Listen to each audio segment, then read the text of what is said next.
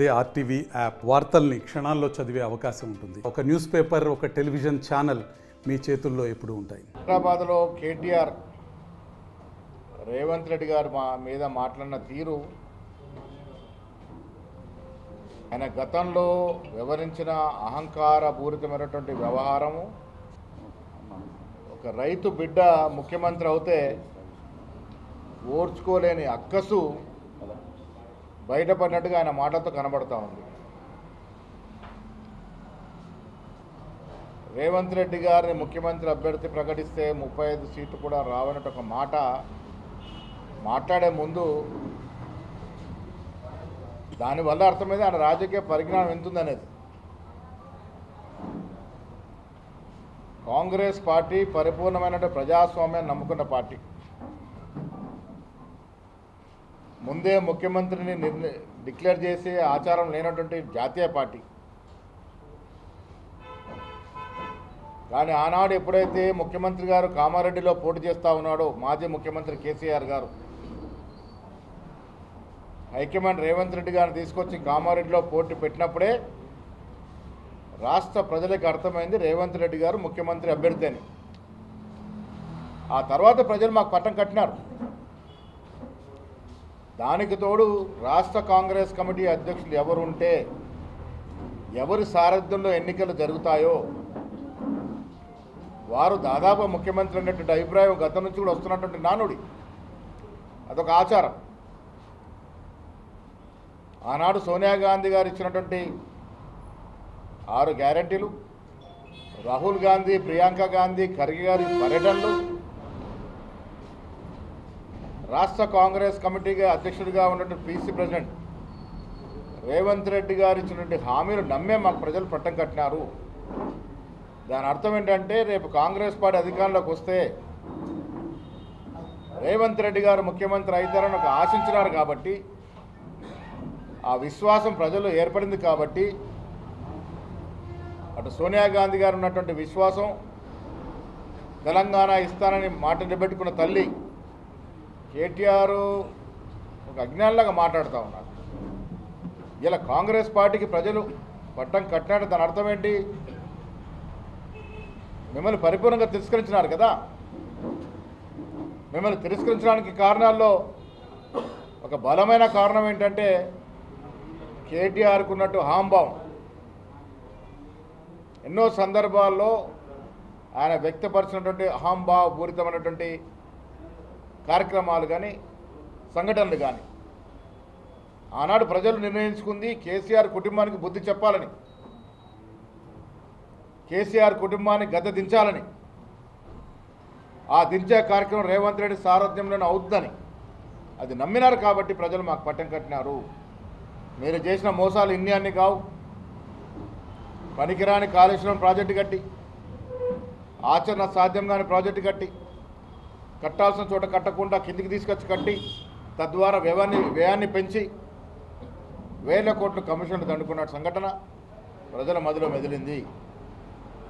కృష్ణా జలాల్ని ఆంధ్రప్రదేశ్ ప్రభుత్వానికి తాకట్టు తీరు, పాలమూరు రంగారెడ్డి ప్రాజెక్టుకి ఏనాడు కూడా జాతీయ హోదా అడగని తీరు,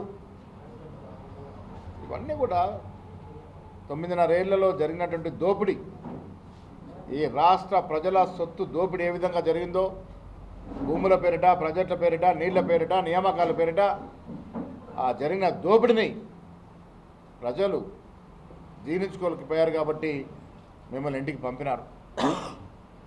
రేవంత్ రెడ్డి గారి సారథ్యంలో ఆంధ్ర రాష్ట్రం, తెలంగాణ రాష్ట్రంలో కాంగ్రెస్ అధికారంలోకి వచ్చిన మాట. ఆనాడు తండ్రి సాటుకున్నా నువ్వు ఎన్నికలు వస్తే ముఖ్యమంత్రి అంత కళ్ళగా అన్నావు. మీకు కొన్ని సీట్లు ఎక్కువ వచ్చినామో. కానీ కేటీఆర్ ఎక్కడ ముఖ్యమంత్రి అవుతాడో, చిన్న దొంగపోయి పెద్ద బకాసురుడు రాష్ట్రానికి ముఖ్యమంత్రి అయితే ప్రమాదం ఉందని భయపడ్డ ప్రజలు మిమ్మల్ని ఇంటికి పంపినారు. కేటీఆర్ లాగా, కవిత లాగా పేమెంట్ సీటు కాదు. ప్రజల్లో కష్టపడి ఉద్యమాలు చేసి జైలుకి వెళ్ళి ప్రజా కార్యక్రమాల్లో చురుగ్గా పాల్గొంటే కదా ప్రజలు విశ్వసించినారు. ప్రజల కోసం పోరాడి, ప్రజల హక్కుల కోసం పోరాడి జైలుకి వెళ్ళిన చరిత్ర రేవంత్ రెడ్డిది అయితే ఒక చిన్న డ్రోన్ కేసులో రేవంత్ రెడ్డి గారు జైలుకు పంపించిన చరిత్ర మీది. ఆనాడు పోలీస్ డిపార్ట్మెంట్ని ఏ విధంగా వాడుకున్నారు మీరు? రెవెన్యూ డిపార్ట్మెంట్ని ఏ విధంగా వాడుకున్నారు? ఐఏఎస్ ఐపీఎస్ ఆఫీసర్ని ఏ విధంగా ఒత్తిడి తెచ్చినారు? వారి వల్ల ఎలాంటి కార్యక్రమాలు చేసినారు? తద్వారా రాష్ట్ర ప్రజల సొత్తు ఎంత దుర్వినియోగం చేసినారు? ఇవన్నీ కూడా ప్రజలు మర్చిపోలే, ప్రజల మధ్యలో మెదులుతూ ఉన్నాయి.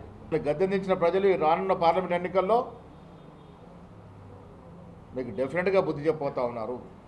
యావత్ తెలంగాణ రాష్ట్రంలో ఒక సీట్ ఇది గెలుస్తామని చెప్పుకునే పరిస్థితి లేదు. మీ అలా ప్రజలు అంతా పలచన పడినారు. మా పార్టీ సాంప్రదాయంలో ముఖ్యమంత్రి అభ్యర్థి ముందే డిక్లేర్ చేసే ఆనవాయితీ లేనప్పటికీ కూడా రేవంత్ రెడ్డి గారు ముఖ్యమంత్రి ప్రజలు నమ్మినప్పటికీ ప్రజలు పట్టం కట్టినారు. నిజంగా కూడా రేవంత్ రెడ్డి ముఖ్యమంత్రి అని డిక్లేర్ చేసి ఉంటే నువ్వు మీ నాయన మీ బావ కూడా గెలిచేవాడు గారు. ముందే డిక్లేర్ చేసి ఉంటే మీ నాయన మీరు మీ బావ కూడా ఓడిపోయేవారు. అలాంటి పరిస్థితి ఉంది రాష్ట్రంలో. ఇలా వాస్తవాలు తెలియకుండా రాజకీయ అజ్ఞానిలాగా మాట్లాడకూడదు. గెలిచిన 48 గంటల ప్రమాణ స్వీకారం చేసిన 48 గంటల్లో 2 స్కీములు మేము ఇంప్లిమెంట్ చేశాం. అది ఉచిత బస్సు, 10 లక్షల హెల్త్ స్కీమ్. రేపు మరో 2 స్కీములు ముఖ్యమంత్రి గారు ఇవ్వబోతూ ఉన్నారు. ఒక మాట ఇస్తే మాట కట్టుబడి తత్వం ఉన్న నాయకత్వం ఇది. 65,000 కోట్ల అప్పు నుంచి 7 లక్షల కోట్ల అప్పుకు తీసుకెళ్ళి ఇవాళ అధోగతి పాలు చేసి రాష్ట్ర ఆర్థిక పరిస్థితి దివాలా తీసి మా చేతిలో పెట్టిపోయినారు.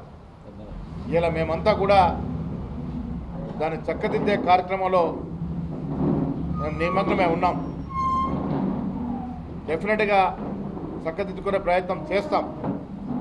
ప్రజలకు ఇచ్చిన హామీలు ఎవ్వి కూడా ప్రజలు మాకు నమ్మి ఏ విధంగా పట్టం కట్టినారో వారి నమ్మకాన్ని వమ్ము చేయకుండా మాకెంత కష్ట నష్టం వచ్చినా ఎంత ఆర్థిక భారం పడ్డా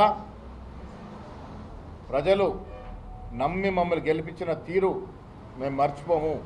మీరు ప్రగతి భవన్ని కంచెలు కట్టి బందీఖానలాగా ఉండి కొందరు దొరలకే పరిమితమైతే ఇవాళ ప్రజాభవన్గా మార్చి పూలే పేరు పెట్టుకొని ఇలా ప్రజలకు అందుబాటులో తెచ్చిన చరిత్ర కాంగ్రెస్ పార్టీది.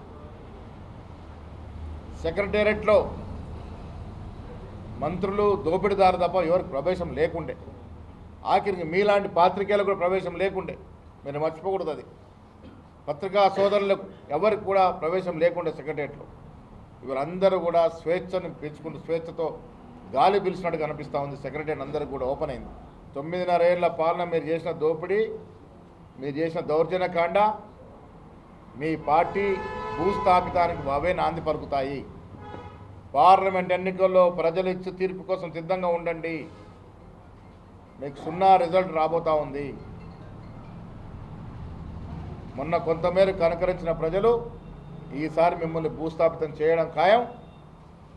నిజమైన ప్రజాపాలన అందిస్తున్నటువంటి ముఖ్యమంత్రి గారి మీద అవాకులు చెవాకులు విషపూరితమైన ప్రకటనలు మానుకోవాల్సిందిగా రేవంత్ రెడ్డి గారి తరఫున, కాంగ్రెస్ పార్టీ తరఫున కేటీఆర్ గారికి, మీ బీఆర్ఎస్ నాయకులకి మేము హితో పలుకుతూ ఉన్నాము. నిజమైన తెలంగాణ వాదులు ఎవరు కూడా లేనటువంటి పార్టీ మీది.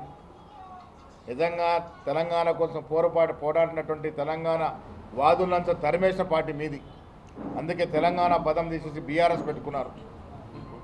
తెలంగాణ పదం తీశారు కాబట్టి ప్రజలు మీకు బుద్ధి చెప్పినారు. ఇకనైనా బుద్ధితో మెలగమని కాంగ్రెస్ పార్టీ తరఫున హితో పలుకుతా ఉన్నాం. మరిన్ని వీడియోస్ కోసం ఛానల్ ని సబ్స్క్రైబ్ చేయండి. లేటెస్ట్ అప్డేట్స్ కోసం వాట్సాప్ ఛానల్ ని ఫాలో చేయండి. అండ్ లింక్ డిస్క్రిప్షన్ లో ఉంది.